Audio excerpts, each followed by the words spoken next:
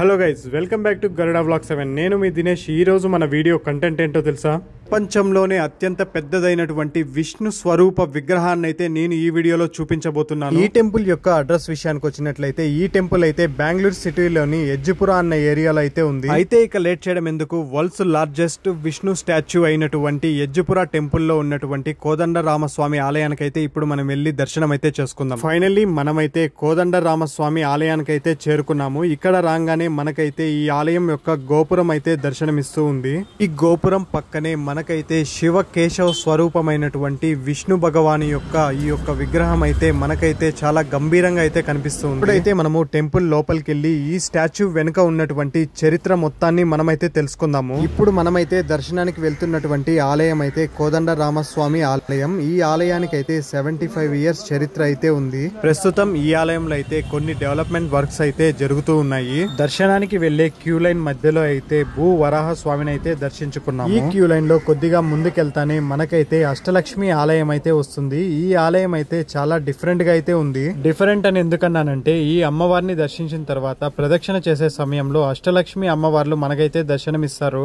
నేనైతే ఈ ఆలయంలోనే ఇలా మొదటిసారి చూస్తున్నాను. మీరు ఎక్కడైనా చూసి ఉంటే ఆ యొక్క టెంపుల్ నేమ్ అయితే కామెంట్ చేయండి. క్యూ లైన్ లో ఎడమ వైపు వెళ్ళంగానే మనకైతే ఒక చిన్న కృష్ణుని ఆలయం అయితే ఉంటుంది. ఇక్కడైతే ఆలయం లోపల కృష్ణుడి యొక్క విగ్రహం చూడండి ఎంత డిఫరెంట్ గా ఉందో. ఇక్కడ దర్శించుకున్న తర్వాత కొద్దిగా ముందుకెళ్తే శ్రీ వీరాంజనేయ స్వామి ఆలయం అయితే ఉంటుంది. ఇక్కడ దర్శించుకోండి. ఫైనల్ గా అయితే శ్రీ కోదండరామస్వామి ఆలయంలో స్వామివారి దర్శనానికి అయితే వెళ్లిపోయాము. దర్శనం కంప్లీట్ చేసుకుని బయట అయితే వచ్చేసాము. ఇక ఈ టెంపుల్ లోపలైతే టెంపుల్ యొక్క నమూనానైతే ఇక్కడే పెట్టారు. వన్స్ ఇక్కడ ఈ డెవలప్మెంట్స్ అన్ని కంప్లీట్ అయిన తర్వాత టెంపుల్ అయితే కంప్లీట్ గా స్ట్రక్చర్ అయితే ఇలాగా ఉండబోతుంది. ఇక ఫైనల్ గా ప్రపంచంలోనే అత్యంత పెద్ద విగ్రహం అయినటువంటి విష్ణు విగ్రహం దగ్గరకు అయితే వచ్చాము. ఈ యొక్క విగ్రహం పొడవెంతో తెలుసా? అక్షరాల 108 అడుగులైతే ఉంటుంది. విగ్రహాన్ని అయితే తమిళనాడులోని తిరువన్నామలై నుండి 420 టన్నుల సింగిల్ స్టోన్ ని తెచ్చి మలిచారు. విగ్రహం అయితే కంప్లీట్ గా ఒక స్ట్రక్చర్ రావడానికి 2,60,00,000 ఖర్చు అయితే అయ్యిందట. ఆ విష్ణు విగ్రహాన్ని ఇక్కడ ప్రతిష్ఠ చేయాలి అన్న ఆలోచన అయితే డాక్టర్ బి సదానంద అనే ఒక గవర్నమెంట్ డాక్టర్ కి అయితే ఈ ఆలోచన వచ్చి ఉడిపి మైసూర్ మఠాల సహాయ సహకారాలతో ఈ ఫైనల్ గా ఈ యొక్క పెద్ద భారీ